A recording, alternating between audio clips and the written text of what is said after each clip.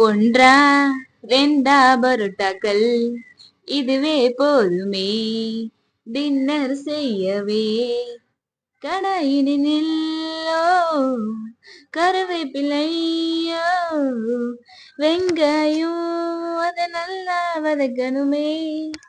Okay, இந்த கேப்ல நம்மளுடைய பரோட்டா எல்லாம் துண்டா வெட்டிக்கலாம். வெங்காயம் வதங்கினதுக்கு அப்புறமா தக்காளியையும் போட்டு நல்லா வதக்கிக்கலாம்.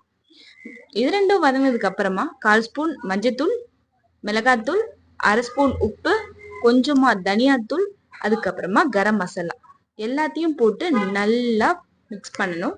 இது கொஞ்சமா வதங்கினதுக்கு அப்புறமா 2 ஸ்பூன் தயிர் ஊற்றணுங்க. தயிர் சேர்த்தா இந்த டிஷ்க்கு ஒரு எக்ஸ்ட்ரா டேஸ்ட் கிடைக்கும். அதை சாப்பிட்டு பார்த்து தான் ஃபீல் பண்ண முடியும்.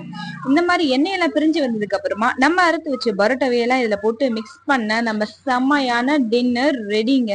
கஷ்டப்பட்டு பாட்டெல்லாம் பாடுறேன். நம்ம சேனலுக்கு ஒரு சப்ஸ்கிரைப் போட்டு லைக் போட்டு போங்க.